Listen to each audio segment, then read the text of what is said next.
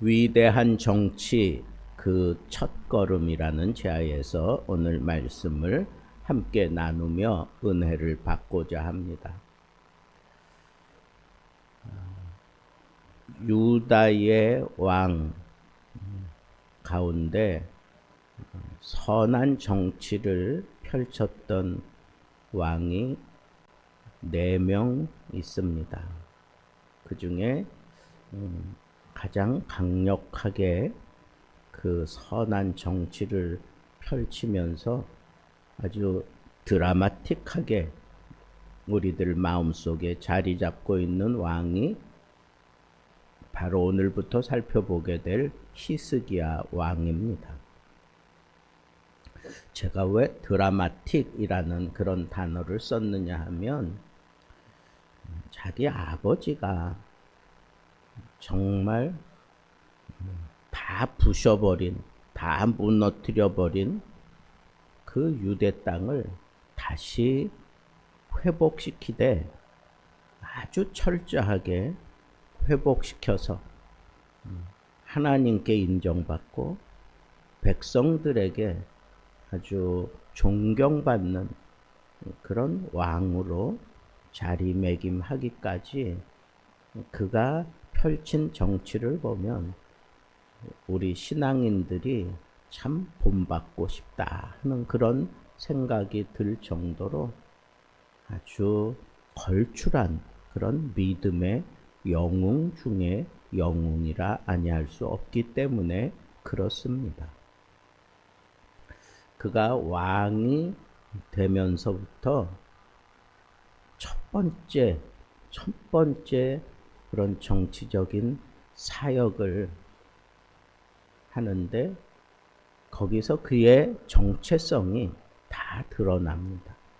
그래서 오늘 말씀에 보면 그가 왕이 되었을 때는 참 암울하기 짝이 없는, 자기 아버지가 완전히 박살내버린 그런 나라를, 그리고 외세에 의해서 완전히 초토화되어 버린 나라, 정치적으로뿐 아니라 영적으로도 완전히 저 밑바닥에서 허덕이게 만들어 놓았던 그 나라, 소망이라고는 찾아볼 수 없는 그때에 그가 왕이 되었습니다. 히스기야가 왕이 되면서부터 그가 29년 동안 그 유다 땅에 왕으로서 정치를 펼치게 되는데 그 첫 번째, 참 암울하기 짝이 없는 그 나라에서 과연 저 왕에게 무슨 소망을 걸 수 있을까? 저 왕이 일어나 봐야 아사왕 같겠어? 뭐 우시야 왕 같겠어? 뭐 그런 식으로 백성들이 소망도 기대도 하지 않을 때 바로 히스기야가 왕이 되었습니다. 그런데 그가 그 위대한 정치를 펼치는 그 첫 출발점에 아주 위대한 그런 걸음을 띄었기 때문에 히스기야는 정말 우리에게도 희망을 던져준 왕이라 아니할 수 없습니다. 감히 그가 첫걸음을 떼면서 펼쳐가는 그 모습을 보면서 저는 위대한 정치다라고 그렇게 제목을 잡을 수 밖에 없었습니다. 사람들은 참 위대한 정치자야 라고 얘기할 때 강한 리더십을 보여줄 때 혹은 굉장한 경제적인 부를 창출해낼 때 그리고 국민들의 그 무너진 마음을 어루만지며 회복시켜 줄 때 그리고 외교적인 전략을 아주 걸출하게 그렇게 펼치면서 무언가 이 나라가 꿈틀거리며 일어나고 있다라고 하는 것을 보여줄 때, 저 사람은 참 정치를 잘해, 위대한 정치 업적을 남길 만해 라고 그렇게 사람들은 판단합니다. 그런데 히스기야는 그런 것에 어떤 조짐을 만들고 어떤 비전을 세워주고 그런 거 하지 않았습니다. 그가 왕이 되면서 첫 번째로 한 것은 놀랍게도 하나님과의 관계를 새롭게 하는 일이었습니다. 하나님과의 관계를 회복해 하는 그 일을 히스기야는 펼치기 시작합니다.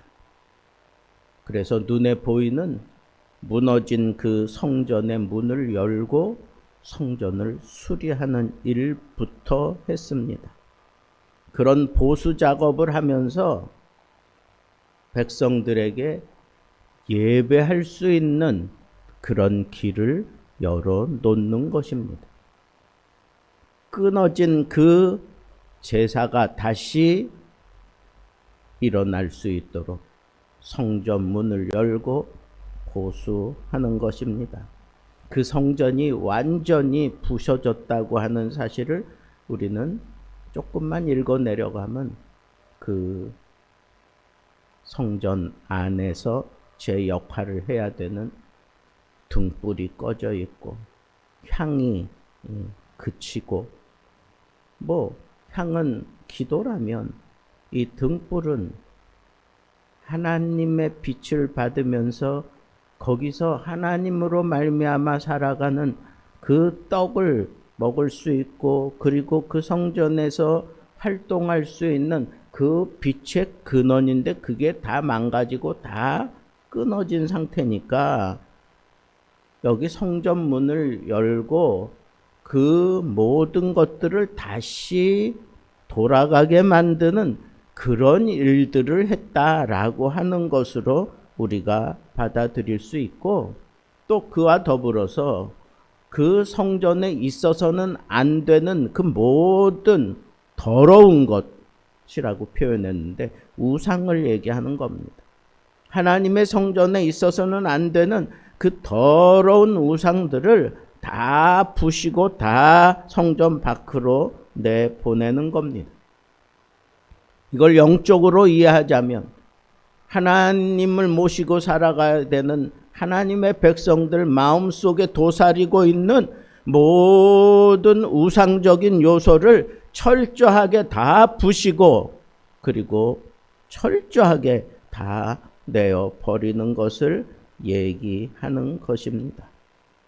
강력한 군대를 조직해서 나라를 방위하고 그리고 무역로를 개척하고 그리고 감히 누구도 거들떠 볼 수 없을 만큼 아주 강력한 어떤 무기를 개발하고 또 그 나라만의 어떤 특별한 그런 것들을 살려내는 그런 일을 통해서 백성들에게 희망을 주고 그 백성들에게 신임을 얻으려고 하지 않고 히스기야는 하나님과의 관계를 다시 회복하라고 하는 그런 분명한 의지를 보여주면서 솔선수범해서 하나님 계시는 그 성전에 정결케 하는 작업을 통해서 내가 지금 이 나라를 위하여 어떤 정치를 펼칠 것인가를 이 백성들에게 분명하게 보여주었던 것입니다. 그래서 그 성전에서 사역해야 될 제사장들과 레위인들을 불러 모아서 이 성전에 있어서는 안 되는 이 모든 더러운 것들을 다 제거해 버리고 그리고 난 다음에 이 제사장과 레위인들에게 그렇게 다 정리시켜 놓고 난 다음에 이제는 게으르지 말아라. 이제는 게으르지 말아라. 왜?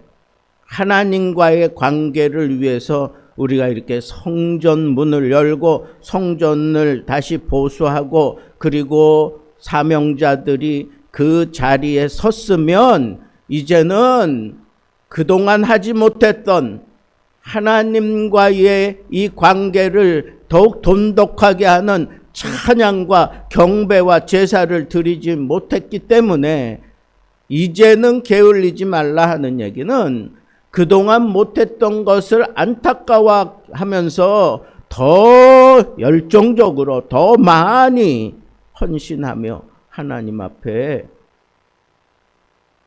엎드리라는 겁니다. 그러면서 그 백성들을 향하여는 이렇게 얘기합니다. 조상들의 범죄로 인해서 나라가 망하고 백성들이 고통을 받았다. 조상들의 죄가 뭐냐? 분명하게 얘기합니다. 하나님을 버리고 성소를 등지고 마땅히 드려야 될 제사를 드리지 않고 멈추었기 때문에 하나님께서는 이 나라를 심판하실 수밖에 없었고 심판받고 난 이후에 모든 나라들로부터 비웃음과 조롱거리가 될 수밖에 없었고 계속해서 우리가 통치하던 그런 나라들까지 쳐들어와서 우리로 하여금 패배의 쓴 잔을 맛보게 만들었고 급기야는 백성들이 죽임을 당하고 포로로 잡혀간 이 현실 너희들이 지금 다 겪고 있는 바라.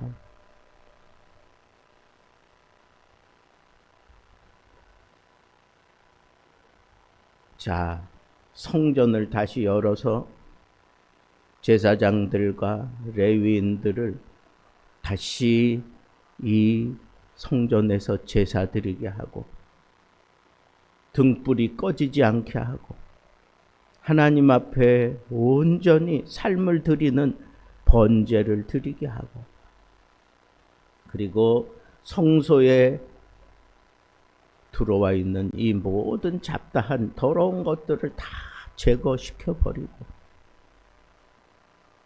그리고 왜 이렇게 있어서는 안 되는 일들이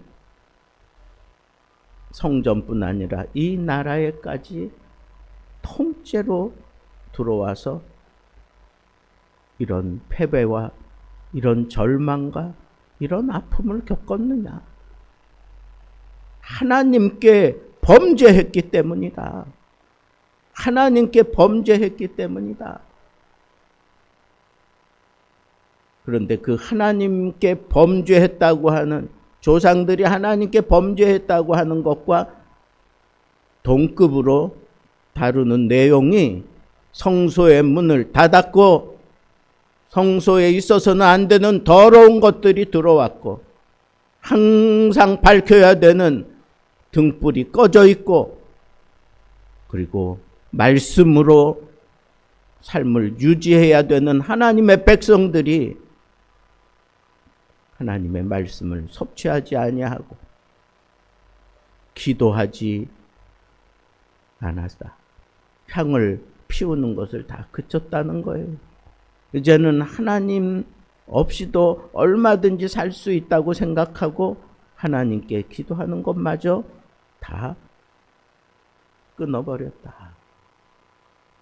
그래서 레위인들도 뿔뿔이 흩어져 버렸고 제사장들도 자기 역할을 제대로 감당하지 못하고 권력에 아부붙어가지고 잘못된 그런 일들을 저질렀다.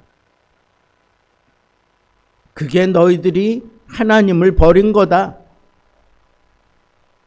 그 버린 결과가 이 성전에서 하나님 앞에 반드시 드려야 되는 모든 것들이 그쳤다 이거. 그러니까 하나님께서 이 나라를 책망하고 심판할 수밖에 없었다. 이게 오늘날 우리가 지금 안고 있는 현실이다라고 그렇게 얘기해 놓고 그 다음에 마지막으로 히스기야는 하나님과 다시 더불어 언약을 세웁니다. 이게 진정한 정치의 시작입니다.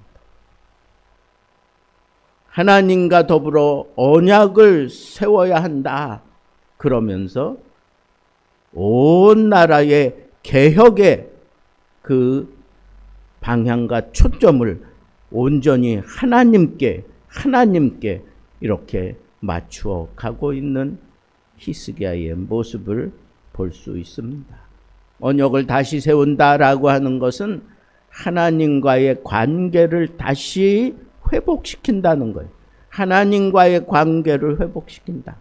하나님과의 관계가 회복되지 않은 상태에서 개인이나 가정이나 국가는 아무리 발버둥 치고 애를 써봐야 오히려 더 큰 매를 불러들일 뿐 아무것도 이룰 수 있는 것이 없다는 거예요. 개인의 신앙도, 가정의 회복도, 나라의 번영도 하나님과의 관계가 회복된 상태에서 이루어 가야 마땅하다라고 얘기하는 겁니다. 그게 처음부터 끝까지 하나님과 그 백성들 사이에 첫 번째로 성립해야 되는 그런 문제였던 것입니다. 어떤 분이 저에게 목사님은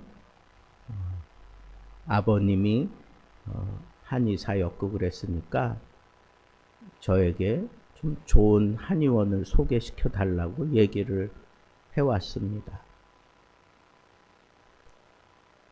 그래서 제가 어릴 적부터 아버지 그 한의원에 들면서 얻어들은 귀 동량이 있어서 왜 그러느냐 물었더니 요즘 갑자기 일이 많이 생겨서 그 일을 감당하다 보니까 몸이 축나고 참 힘들다고, 그래서 한약을 좀 보약을 지어서 먹으면 좋다는 그런 주변의 얘기를 듣고 목사님이 생각나서 말씀드립니다 라고 제게 물어왔어요. 그래서 제가 그런 얘기를 했어요. 지금 몸의 상태를 정확하게 아느냐, 왜 갑자기 힘들어졌는지, 그냥 일이 많아서 힘들어진 건지 아니면 몸에 어떤 부분들이 고장 난 건지 그런 것들을 점검해 봤느냐 그랬더니 아니 보약 먹는데 뭐 그런 것까지, 그냥 보약을 먹으면 기운이 생기는 거 아닙니까 그러더라고요. 그래서 제가 그랬어요. 보약이라고 하는 개념이 먹어서 나에게 기운을 충전해 주는 게 맞지만 만약에 내 몸에 안 좋은 독소가 있는데 그 독소를 해결하지 않고 보약을 먹으면 그 몸에 있는 독소도 보해지는 그런 역할이 되기 때문에 오히려 더 심각해질 수 있는 상황도 생길 수 있습니다. 그러면서 제가 그냥 조그마한 한약방 가기보다는 좀 체계적으로 잘 갖추어진 그런 한의원을 찾아가서 전반적으로 점검을 하고 보약을 지어 먹는 것이 그것이 옳다고 생각합니다. 그랬더니 그분이 저한테 그러더라고요. 목사님 감동입니다 그러더라고요.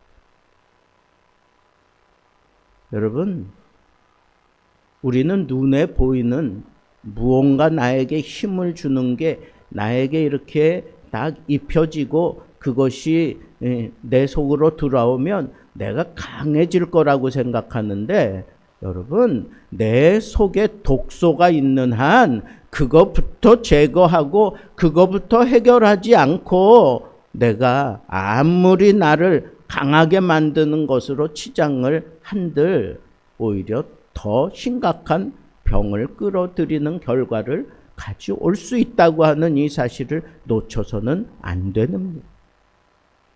저는 히스기야의 정치가 위대한 정치자라고 제가 얘기하는 이유는 그는 이 첫 번째 해야 될 일을 제대로 지금 감당해내고 있기 때문에 그렇습니다. 진정한 개혁, 정말 암울하고 빛이 보이지 않는 그 나라의 책임자가 되고 난 이후에 그는 첫걸음을 너무너무 잘 띄었어요. 그 첫걸음이 뭡니까? 하나님과의 관계를 제대로 회복하는 것.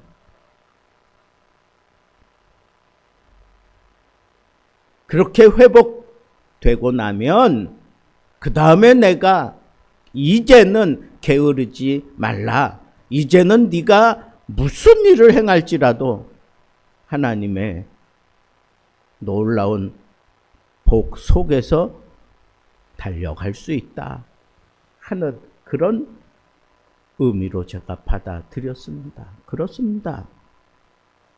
이제 하나님과의 언약을 새롭게 하고 나면 이제부터는 내가 무슨 일을 하든지, 하나님을 위하여 내가 어떤 일을 하든지 이제부터는 하나님이 책임져 주시고, 하나님께서 복을 주시고, 하나님께서 건강을 주시고, 하나님께서 하나님의 방법으로 기이하게 도우실 것이고, 하나님의 영광을 그를 통해서 하나님이 받아내시고야 말 것입니다.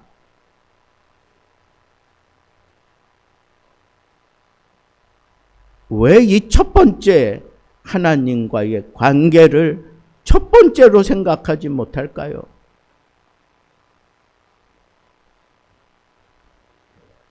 오늘 우리는 히스기야가 위대한 정치를 실현해서 멸망으로 치달아가고 있는 유다 나라의 마지막 희망의 등불을 다시 일으켜 세우는 그의 놀라운 모습을 보는 첫 걸음을 띄었습니다. 여기에 모든 히스기야의 정체성이 다 담겨져 있습니다. 이거 없이 나는 아무것도 할 수 없다. 이거 없이 나는 내가 무슨 일을 행한들 나는 아무것도 이룰 수 없다라고 하는 그 사실을 너무너무 정확하게 알고 있었던 히스기야. 앞으로 그가 펼치는 이 놀라운 정치를 우리는 참 기대해 봄직하지 않습니까? 첫걸음이 중요합니다. 하나님과의 관계를 새롭게 하는 것. 그것이 우리 인생의 진정한 개혁의 첫걸음이고, 그리고 이것 없이는 아무것도 이룰 수 없고 더 심각한 상황으로 나를 몰아갈 수도 있다고 하는 이 분명한 사실을 깨닫고 오늘 하나님과의 관계를 새롭게 하고 우리는 아침마다 하나님과의 관계를 새롭게 하는 그런 자세로 새벽 예배를 드리는 것 아니겠습니까? 하나님께서 오늘도 우리의 삶을 붙잡으시고 지키시며 우리를 통해서 영광 받기 원하시는 그분이 우리의 삶을 통해 하나님의 영광을 거두어 드리실 때 그 임하는 모든 하나님으로부터 오는 놀라운 복을 오늘 하루도 마음껏 누리시며 하나님의 영광을 선포할 수 있는 멋진 그런 하루를 보내고 승리할 수 있게 되기를 우리 주님의 이름으로 축복합니다.